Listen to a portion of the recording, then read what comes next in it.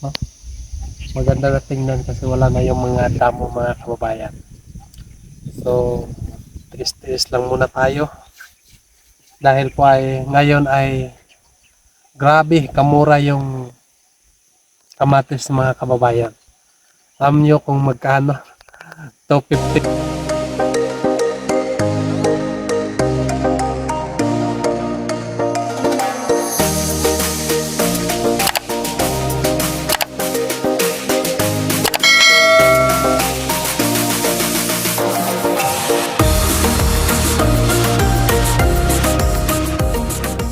Magandang hapon sa inyong lahat mga kababayan. Kumusta na kayo dyan?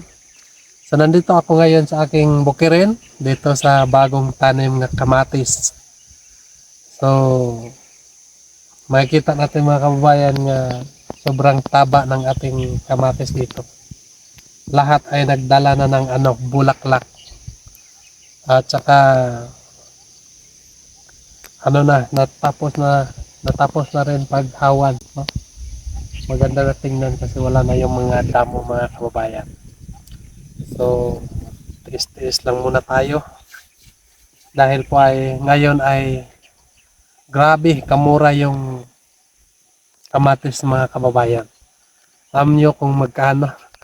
250 na lang yung crates doon sa doon sa Panabo. So parang hindi na maganda nga presyo, no? Dahil 250 tapos nandoon pa sa baba yung kamatis. Mag-harvest, magbayad tayo sa mag-harvest, no? At saka pagdating dito sa so paghatid ko doon sa Panabo ay mag-product pa rin ako ng sasakyan para makabenta doon. So sobrang mura ngayon mga kababayan yung kalabasa. Yung natin, yung produkto natin ngayon. Tag 250 na lang yung kahon. So sana itong bagong kamatis ay sana ay babawi tayo dito mga kababayan. Sabi nila nga hindi lang tayo hihinto, no, sa pagtatanim para ah, para ay makaigo din tayo ng mahal. So kapag hinto tayo ay ibig sabihin ay natatalo na tayo mga kababayan. So ngayon ay maganda yung ating kamatis ngayon ito. Sobrang ganda tingnan mga kababayan dahil lahat ay nagdala na ng mga bulaklak. Konting tiis na lang mga kababayan. Siguro mga May. At tunga-tunga sa May ay umpisa naman tayo mag-harvest itong huling tanim nga kamatis. So nag-isip ako mga kababayan nga magpasunod pa rin ako ng kamatis kasi lugi talaga yung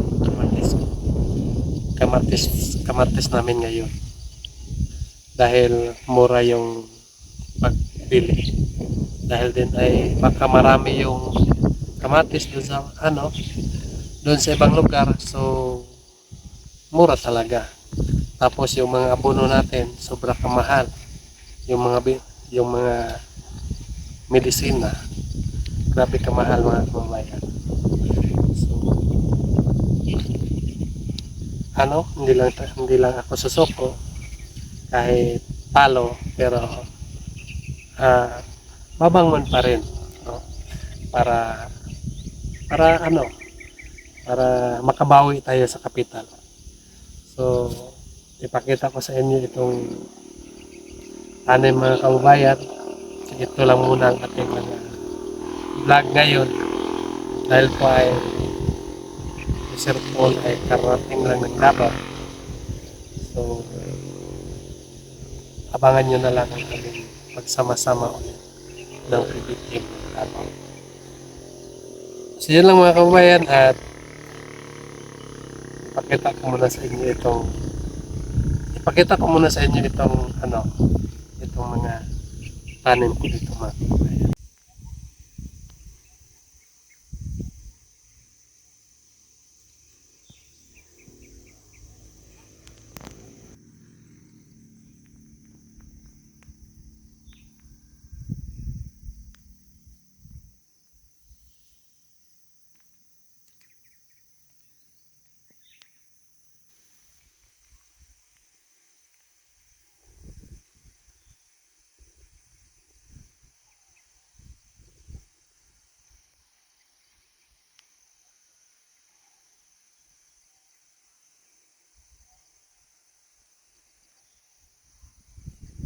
So dito mga kababayan ay umpisahan na namin pagbitik yung yung kamatis. Makikita natin yung may hikot na, may hiktay. May hikot na dito sa baba.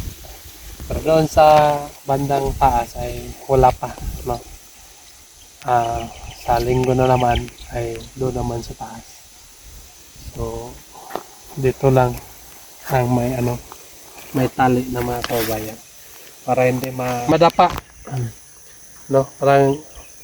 Para hindi madapa doon sa lupa, no? So ayos na tingnan mga kababayan. So sana ay makabawi ako dito. So ipagdasal na natin ng Panginoon na bigyan tayo ng magandang posisyon kamatis ngayon nga pag-harvest. So ngayon ay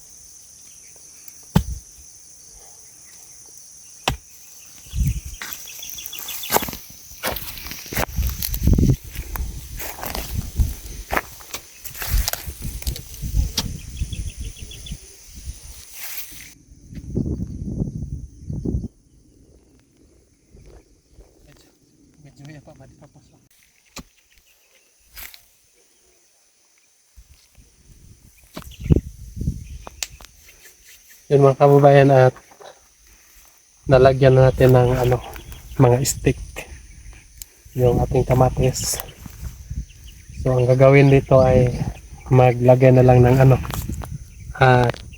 twine at para mabitik yung kamatis, para yung kamatis ay laging nakatayo lang yung kamatis.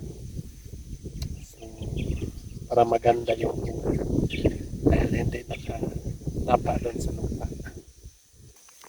Hindi ako masyado marunong magtanim hindi ako masyado marunong mag-alaga ng gulay mga kababayan. So kapag meron akong mga kulang sa aking pagtatanim, so i-comment nyo lang ang aking vlog